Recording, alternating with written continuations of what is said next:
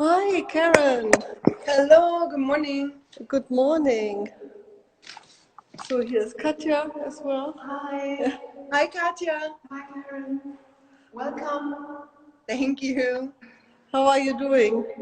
I'm okay. You know, the isolation is a little intense sometimes, but it's okay. Yeah. I'm managing. Yeah. And how is the situation in Los Angeles? So everything is shut down? Are you? Yeah, everything is shut down.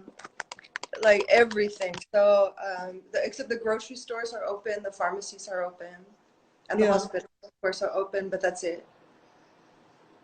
And they closed down even the public parks, so we can't really go anywhere. Totally. So you not even in the early morning or late evening you can go to the park? Well, yeah, I mean, yeah, I run in the park, but I don't think we really were supposed to. And sometimes the park rangers will come around and throw us out of the park, even though I don't see anybody else in the park. But it's just everything is shut down because the spread, you know. Still, it's spreading. Yeah, yeah. And So you have a lot of victims? We have 12,000 cases in Los Angeles and maybe 1,000 dead or something like that. Yeah, I don't know. I can't remember what the numbers are, but there are a lot of people dead. It's not so bad as in New York. They have 250,000 cases, something like that. Yeah. With 10,000 people dead, I think, already. So it's kind of crazy. And so we all wear masks, of course, everywhere now. Yeah. You are obliged to wear masks? Yeah. Yeah. Okay. So it's order. You have to. Yeah. Yeah, they can't serve you at a store if you're not wearing a mask. Ah, okay. Okay. And do you have enough masks so everybody can buy some? No. So people are using homemade masks made out of cloth because there aren't enough. Yeah, there aren't enough for the medical professionals and everybody else. So we're all improvising. You know, I had some N95 masks that were really dirty in the studio, so I'm wearing my dirty, dirty studio N95s with aluminum dust all over them. I mean, they're ugly, but they work. And they're effective. So when I go to the grocery store, I really wear like N95 and nitrile gloves and stuff. I still have a few. Yeah. We're quite lucky here because our numbers are quite good. But today or yesterday, a lot of shops were allowed to open again. So I heard that. A bit worried that might be too early. And yeah, well, you'll see in 1 week, more or less, if it spreads very fast. But it seems like Angela Merkel is, I wish she was here. I wish she was everybody's prime minister right now. Yeah, but it seems that she's not so happy with the decision that the shops are open again because, you know, that has because she's a scientist. Yeah, and it has to do because every country here has its own ideas, you know. So it's not her who can really say how to handle it. So here also, for example, Bavaria is doing different things than North Rhine-Westphalia. You know, Bavaria is now, it's not opening the shops, but here in North Rhine-Westphalia they are opening the shops. You know, so it's like. It's also like that here. So the governors are, some of them are opening next week. Yeah. And they haven't even begun to peak. So it could be really devastating, the effects. We'll see in the coming weeks. I mean, you can also let other people test the waters. Stay inside, stay with your mask and look at what the data are saying. Because we just, there's so much that we don't know. And there's so much we don't know about this disease that it's new to our species, and it does such a different thing to everybody, and it seems very cruelly random. But you occupied yourself already since a long time with all these kinds of things. What are nature, and I think it's very interesting to speak, especially with you, about these topics. Yeah, okay. I'm having kind of a little bit of difficult time rectifying my research interests with the reality of the pandemic. That I have been sort of occupying my mind with the Earth's natural defenses and like this sort of natural potential for poison or aggression in blowback for human encroachment on nature. And I have been making a lot of these like very kind of violent looking viral forms for quite some time now, and the coincidences in the research and in the work and the way the work has been developing and the pandemic is a little disturbing, to be honest, that I have been working on these works that are very much about curses, you know, that are about sort of the curse of capitalism and globalized industrialization and abuse of natural systems and attempts to control and categorize wild systems. And naturally, of course, there would be a reaction. Yeah, but I mean, long before Corona, in the recent time, there was so much this feeling of loss of balance in the world in so many ways. So you're not the only artist who took a closer look on so many topics that kind of explode now in this Corona pandemic. But I mean, a lot of things are not okay and not balanced. So I think it's quite natural and really convincing what you have done. Shall I do a little introduction? Or please.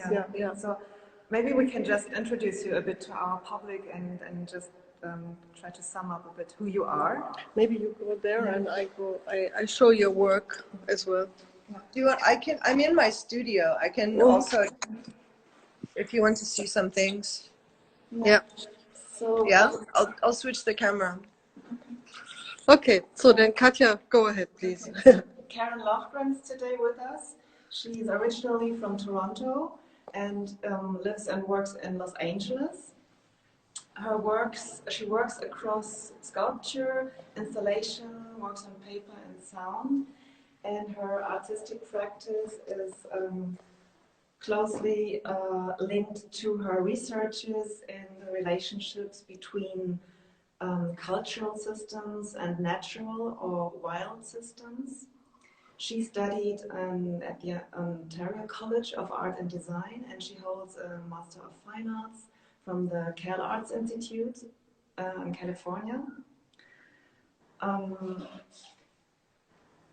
Her international solo and group exhibitions include the Vancouver Biennale, the Palm Springs Museum, the Santa Monica Museum, the LACMA, Los Angeles County Museum, and there have been numerous activities as a teacher, a visiting artist, a guest lecturer, and a panelist.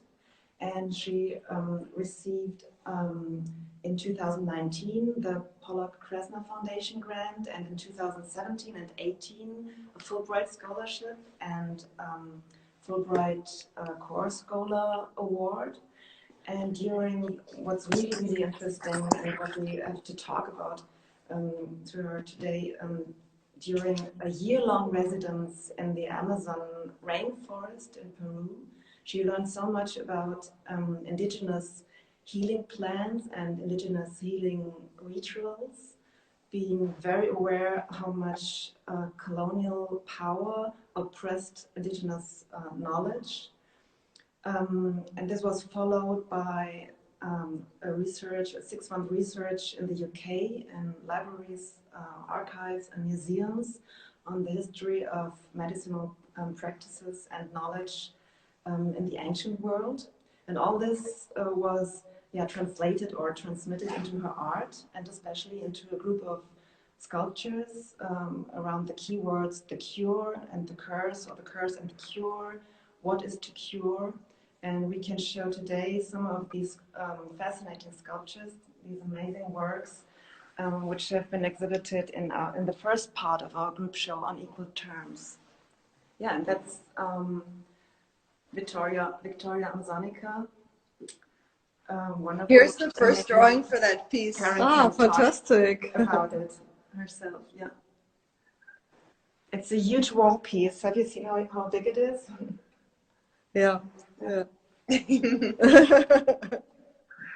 Can you tell us a little bit about it, Karen? Yeah, okay. Well, I was actually really interested, of course, in the majesty of this form. And then I really wanted to give it a fleshy, human type of feel that would kind of allow a viewer to possibly place themselves in between empathy and horror in confronting this piece. I wanted it very much to look like some combination between its living form and dead flesh. So it has all this wool that's embedded within it. And the word wool in Spanish also means money. So it sort of has some kind of a commercial transaction concept that's linked to it, as well as this very corporeal aspect. So I cast this on site in the Amazon, and then I brought the mold with me to London. So this plant was named by a botanist, I think in the early 19th century, by an English botanist explorer. And as we know, a lot of early exploration was primarily for colonial gain in abuse of indigenous labor and the gaining of raw materials and resources, particularly in that case, I think, natural resources such as lumber, obviously rubber, oil, and medicine. So its role in traditional culture across many different tribes is to curse people in a very direct way through physical contact, which I believe is also linked to a really gnarly bacterial infection that you can get from the underside of this plant, which is quite spiky. And then the other role that it has is that it lifts shamanistic curses, so it lifts magical curses. So this piece, The Curse and the Cure, reflects both of its functions in day-to-day life and the way that the mythology plays out. So in taking the molds on site in the Amazon and then casting it in London, I was sort of retracing the steps of that original explorer, botanist, in a very strange way. And then kind of trying to impart a critical aspect to that process of exploration, abuse, exploration, renaming, that I would allow this piece to also have a different angle and a different name. I think it's called, rather than refer to it, what it is called, which is named after Queen Victoria, it's called Imperial Ghost. Yeah, and this is also a reference on this cultural, preconception of superiority. Absolutely, which has to do one of the very strict personalities of Western culture in her time, right? So this book, Shamanism in the 18th Century, is a really beautifully researched book about the way that shamanism and early travelogues by Western European explorers have shaped Western perception of shamanism and magic, and ways that that has in turn influenced culture. So they talk about Goethe and Rilke, and they talk about Voltaire, and they talk about a number of cultural figures who have shaped European thought and their various opinions on shamanistic practices. So it's said that, I think it's said that, let me remember, that Voltaire was very skeptical of shamanistic practices, and he thought they were very esoteric and very strange, but he also drank 73 cups of coffee a day and used his lover's back as a desk. So the opinions of Western thinkers about what is rational behavior and what is irrational behavior are very much shaped by their experiences and by their sense of superiority. Just go with you through the gallery because we have prepared a little surprise for you. But before, I have to show the rest, and then you see. Those are so beautiful. Have a look. Have a look what we did. Oh my goodness! Hello. This morning for you. Oh, fantastic. Wow. Let's go downstairs. Private showing room. That's amazing. Private installation. Oh, beautiful. Thank you. That's a big surprise. Yeah. Because I know this space is quite big. Yeah, yeah. And we just did it, and we fell in love this for the second time immediately. Exactly. Yeah. You know, we are at the moment we are doing as well an inventory here in the gallery, so using a little bit of time. So therefore, it's when we go downstairs, it's a little bit chaotic downstairs, but maybe not so much. And Chaotic by German standards. yeah, maybe no, it's not so much. It's okay. Not so much. Yeah, it's good. It's so fantastic to see all these artworks. We have so great things here. You can't imagine. So, and here is your work. Here are your works.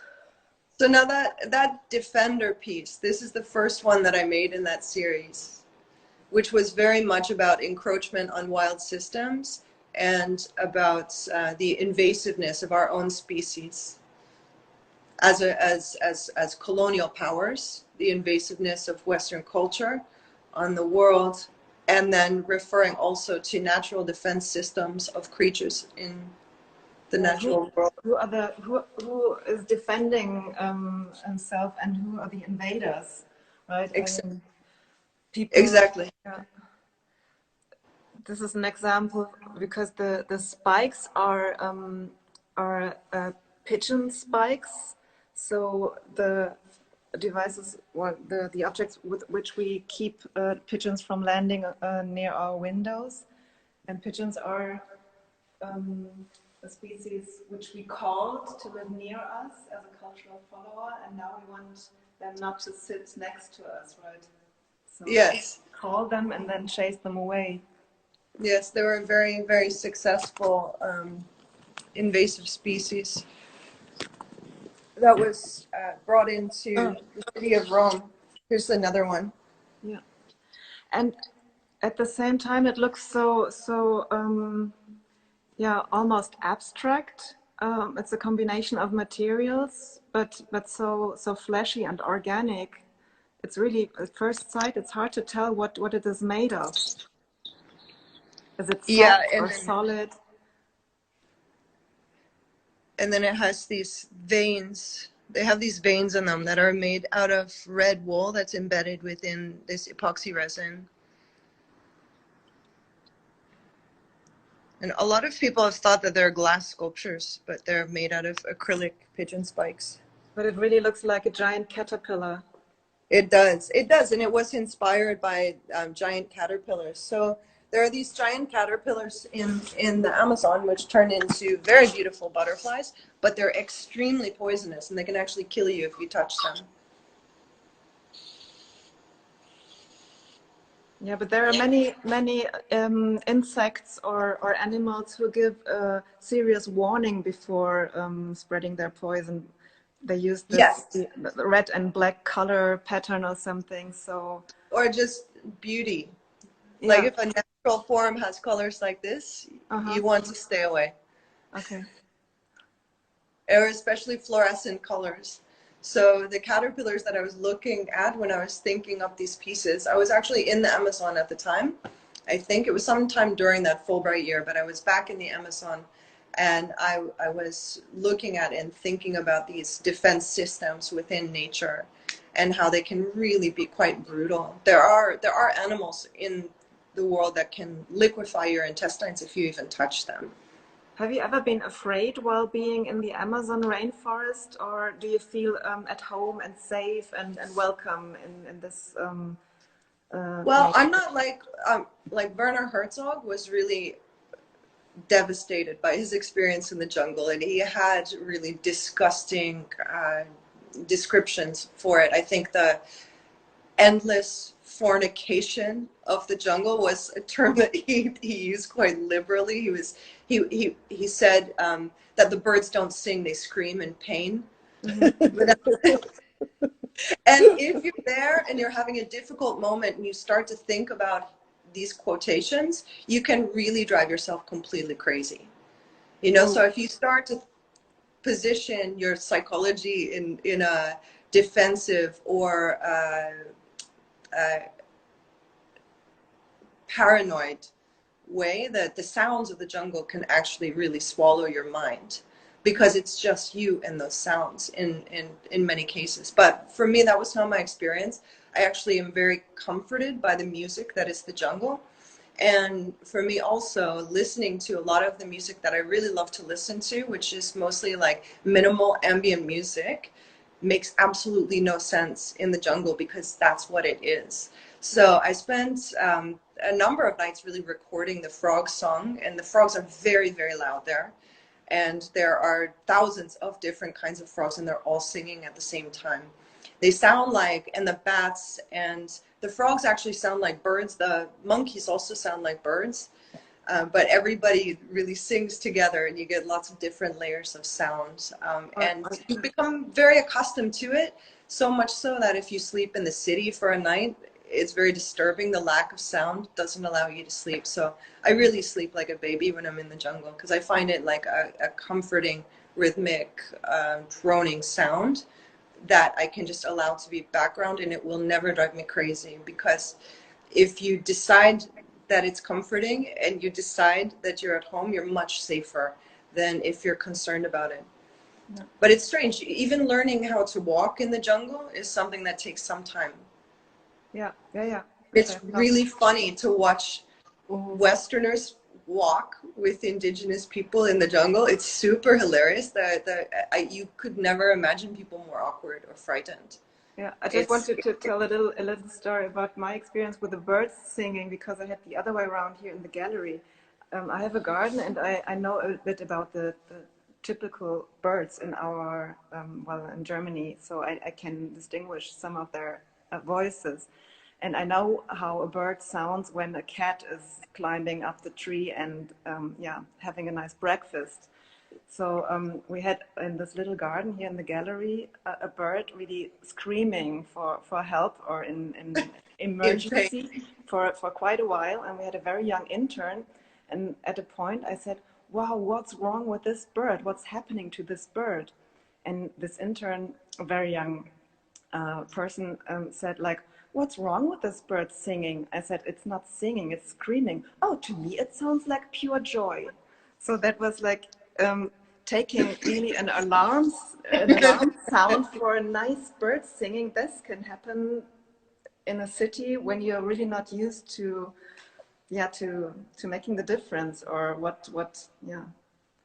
Yeah, or here we hear the coyotes ripping animals apart, and the way that they scream together, it's really obvious exactly what's going on. They are hunting, and that this is an attack. Yeah. I don't think anyone would interpret that as being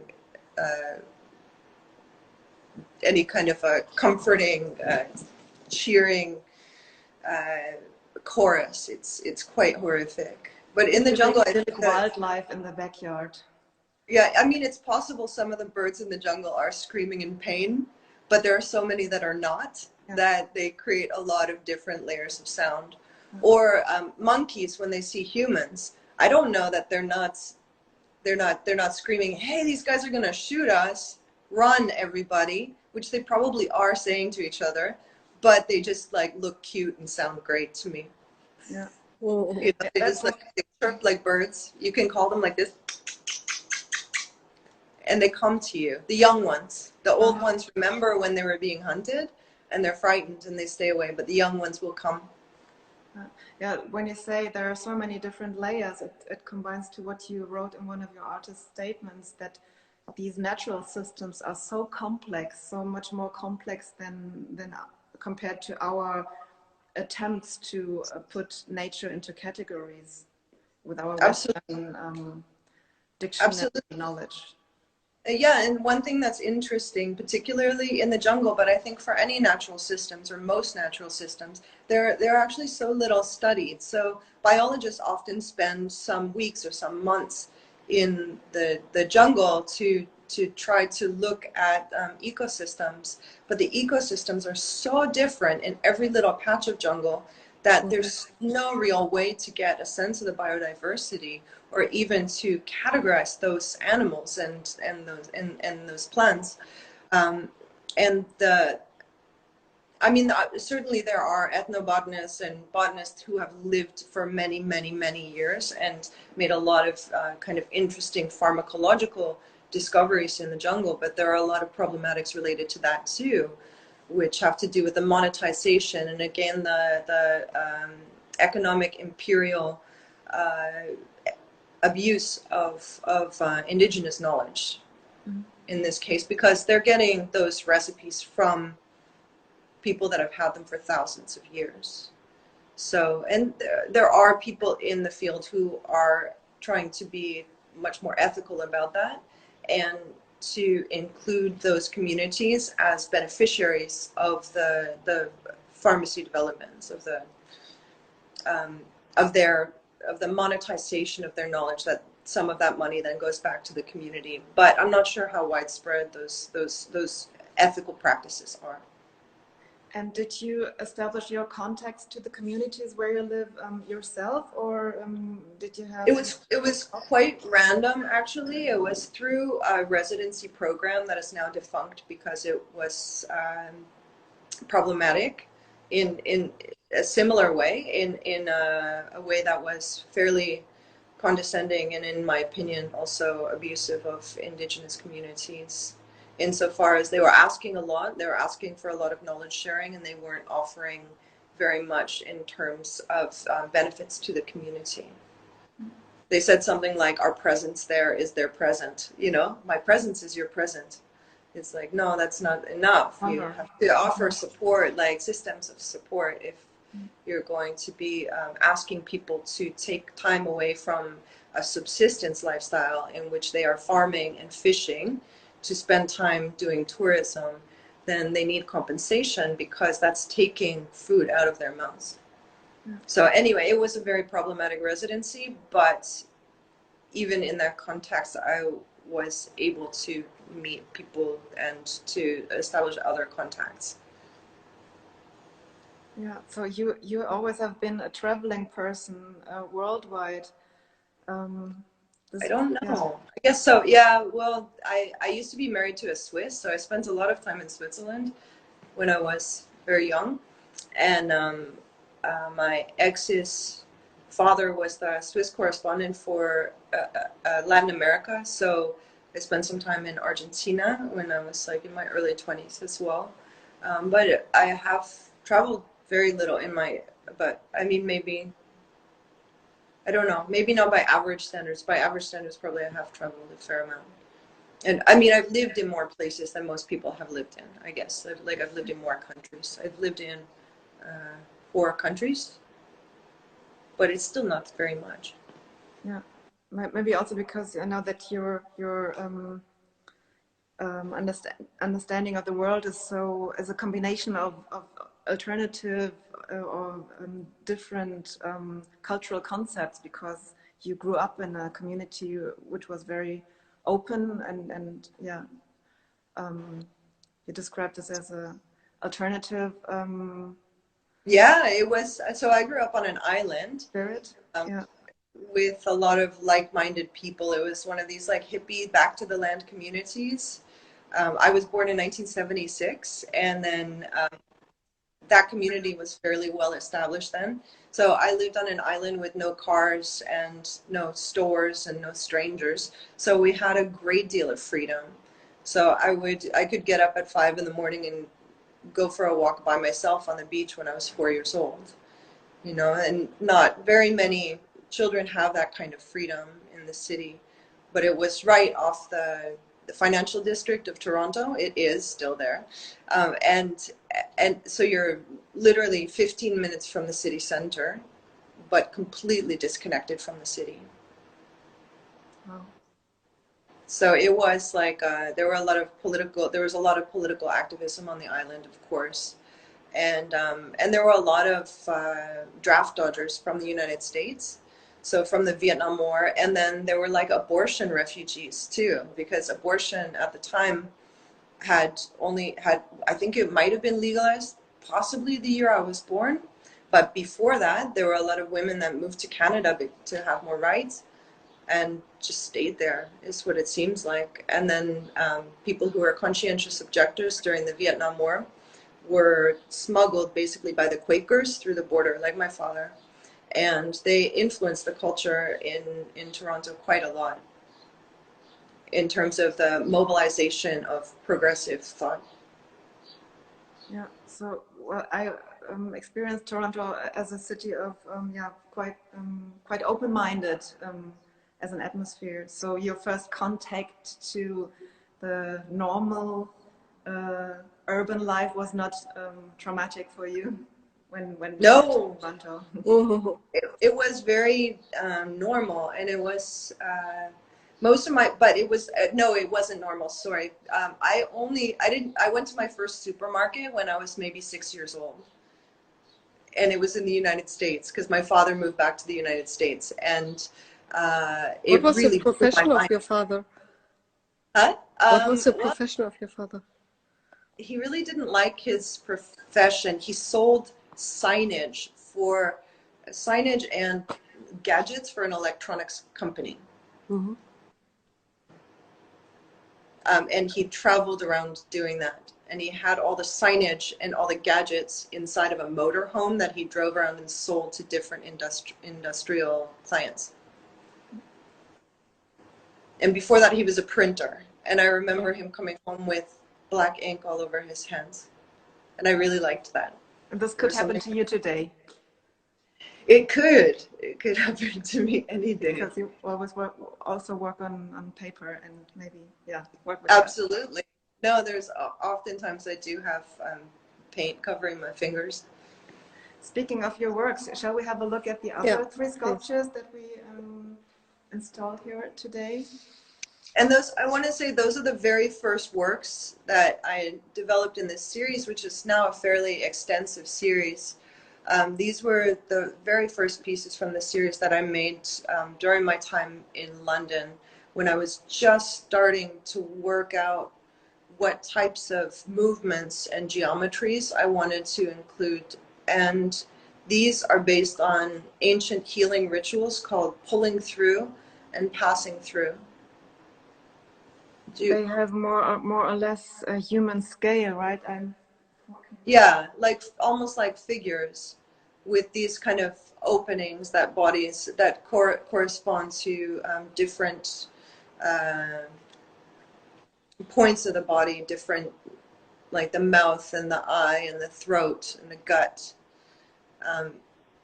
while creating these openings that one could potentially physically pass through. And the passing through is like a rebirth ritual. It's also called pulling through. Is this a ritual that you read about, or did you experience this in the Amazon?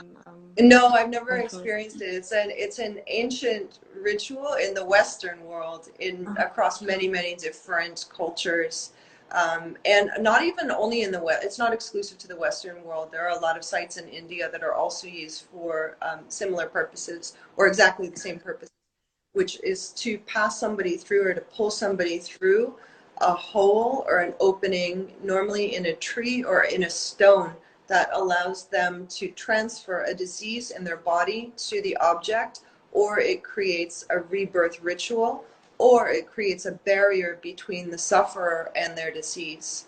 So this figure of speech still exists in English regarding pulling through.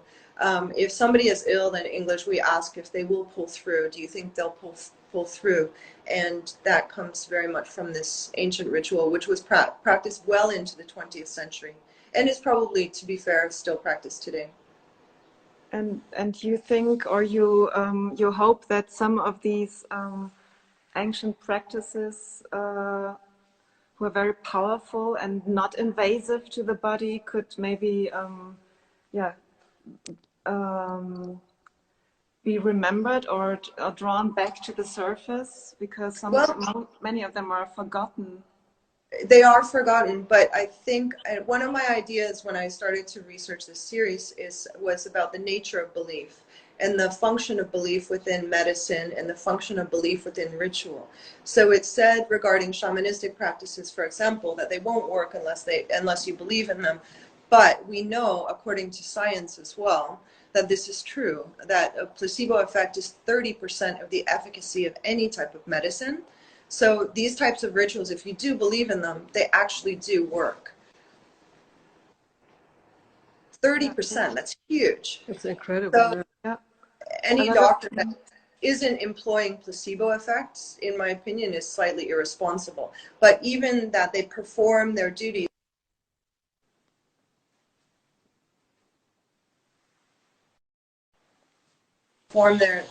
in a white coat, except that the white coat is a symbol of their power. You just said that placebo is irresponsible?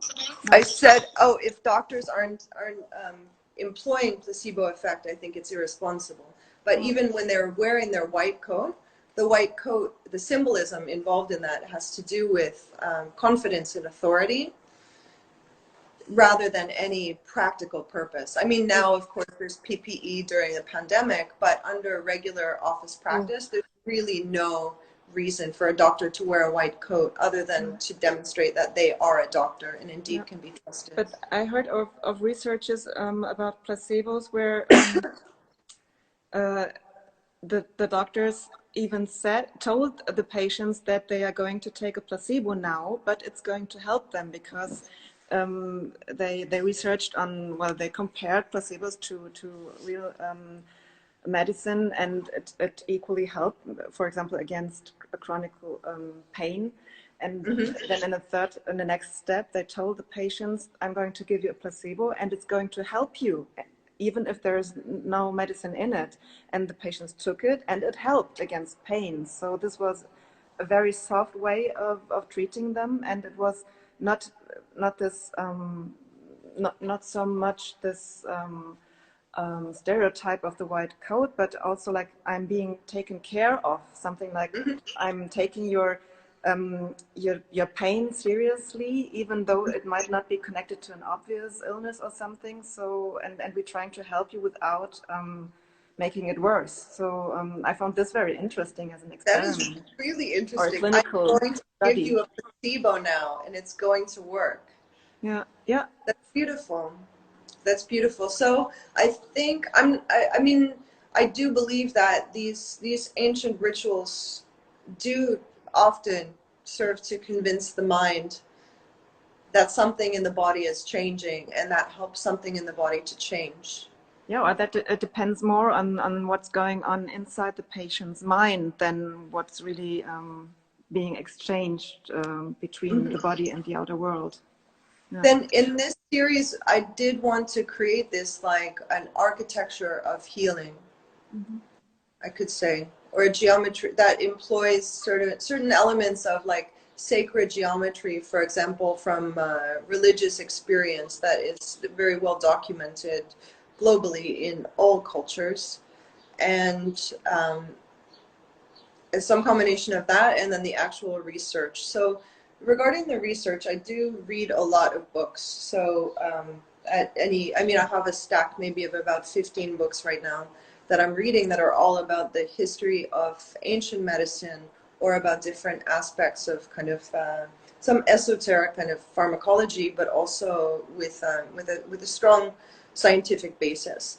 And then when I work in the studio, I try to not to forget those readings, but to try to interpret them under a conscious state in order to access other types of information that I believe is contained inside of our blood, because our species is so young and we're so stupid in our conscious minds, but we're actually quite intelligent in our subconscious and unconscious minds, where there's a lot of information that is held in the cells of the body, I believe, and I think that is actually scientifically true at this point. I think it's scientifically proven that we do carry knowledge in our blood, like languages, for example. People do actually wake up from coma, sometimes speaking different languages that they've never learned before. I don't think that in particular, there are very few documented cases, but there are documented cases of that. But on the level of the unconscious and the imaginary, I think that we're still up to, as artists and as cultural workers, the same type of work that people were doing when they were scratching on the cave walls so many eons ago, you know? Mm-hmm. Yeah. And I do think that we can access that type of knowledge within our blood if we're willing to develop a practice that employs the physicality of the body and the feeling of material as a primary basis for research, and the research being the physiological manifestation of the sculptures in the studio. Yeah, that's what I wanted to ask, because you read so much, you study so much, you research so much, and these sculptures, even if you don't know, or if our visitors didn't know anything about them before I explained a bit, or before they read a press release or something, they were drawn towards them and attracted by them. This combination of geometric or angular forms and the metal, and yet so there is such an organic aura about them. So they are really appealing and beautiful. I think I'm wondering how this process of translation, or transmitting what you know and what you think and what's in your mind, translates into this sculptural work, sculptural process. Can you describe this? Well, what I'm most interested in as an artist is what we don't know. I'm interested in exploring what the body knows and what the conscious mind is not yet aware of.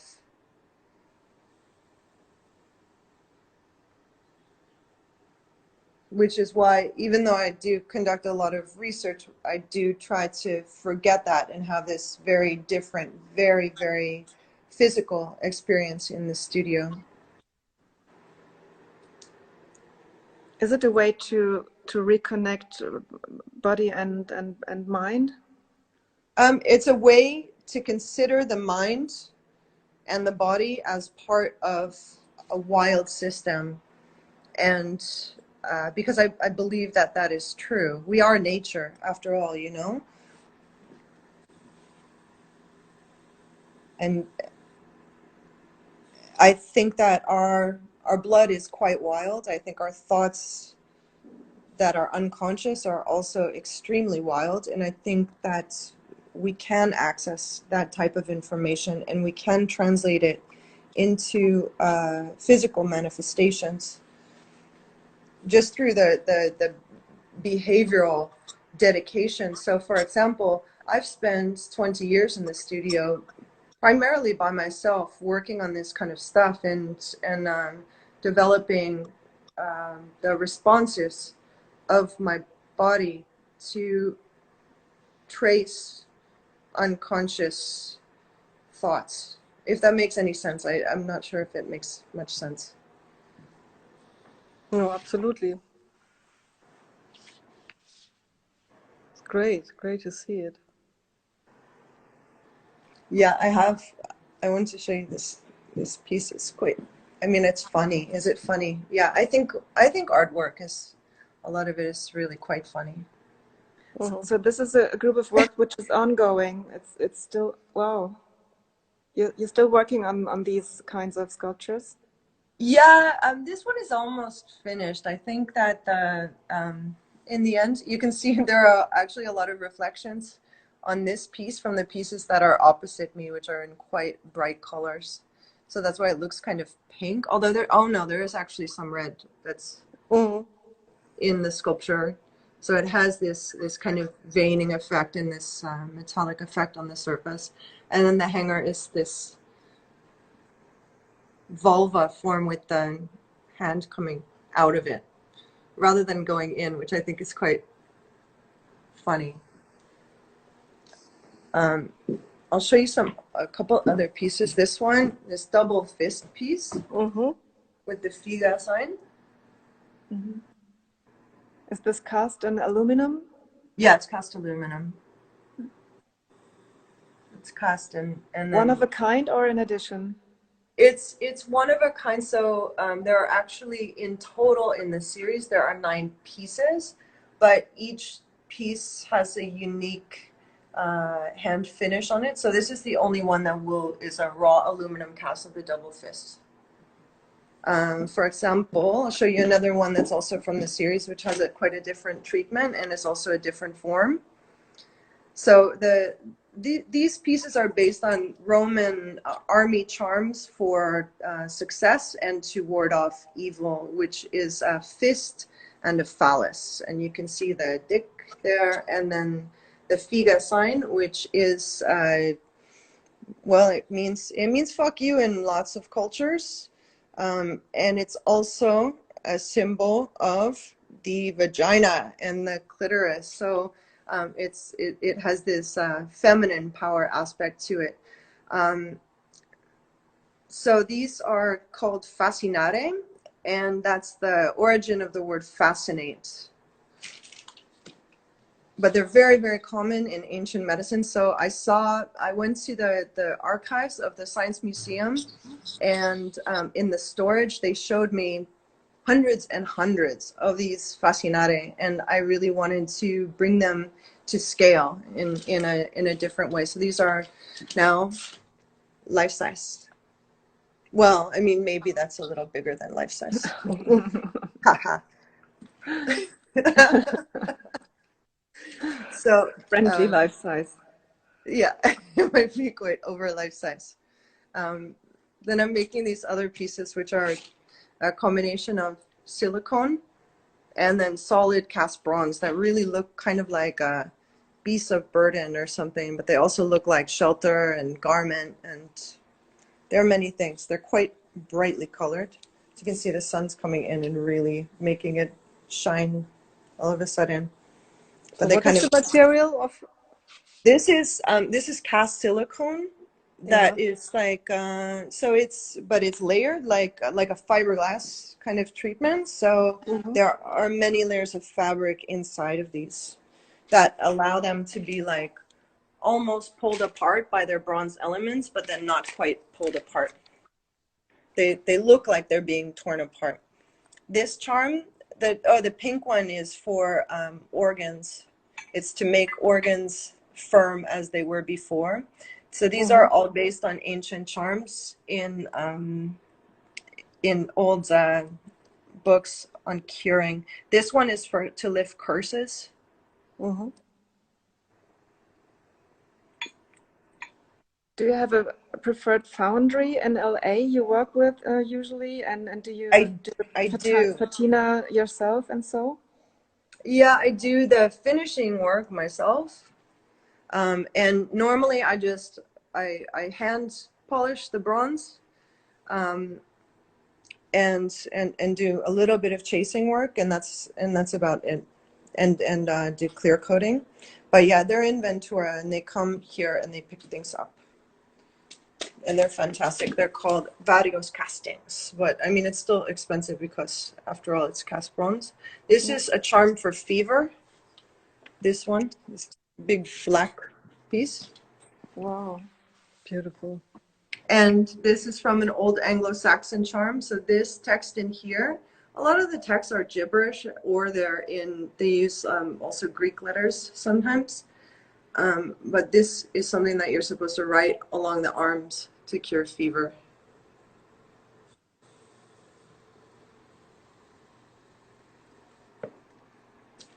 So, and they're all pierced in various ways.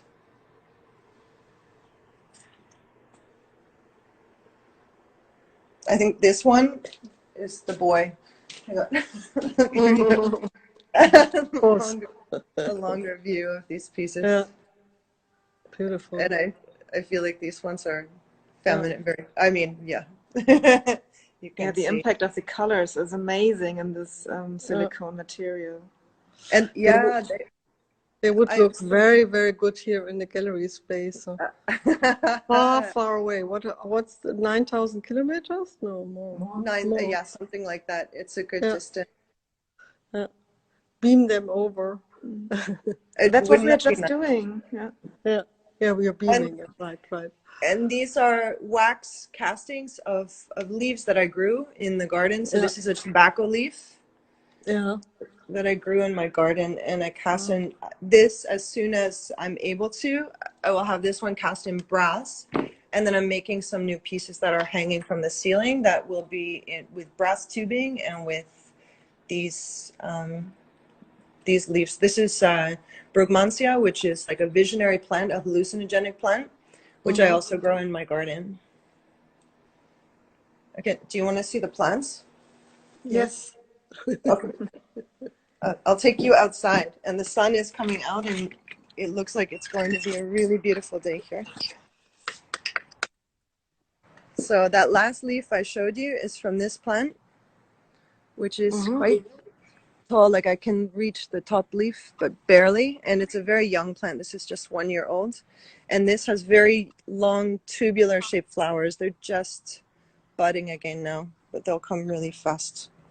And this is the tobacco plant, which is also very tall. So it's almost my height.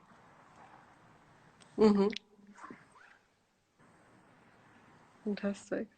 You want to see some more plants? I have a lot of plants. Yes, sure, it's your plants. We have to finish soon because Instagram will stop us for if we have more than 1 hour. Okay. But this looks like a very beautiful place, a small little paradise. Isn't it pretty?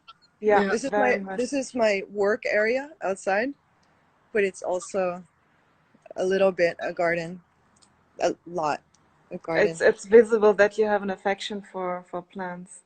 I absolutely adore them. That's fantastic. This is so rewarding. Yeah. I am obsessed with plants, and it's not like a new obsession or something like that. This is my opium. Okay. It's coming along very happy. They're poppies. Yeah. And they'll bloom for just 1 day. Okay. So the garden tour. Yeah. The studio tour and the garden tour. Thank you so much. It was great, Karen. Thank you. Thank you so much. It's really good to see you guys. Yeah. It was fantastic to speak to you. So we will put this on YouTube, the interview, the Instagram live talk, and it was really great to see you again, even if we... And very inspiring. Yeah. Very inspiring.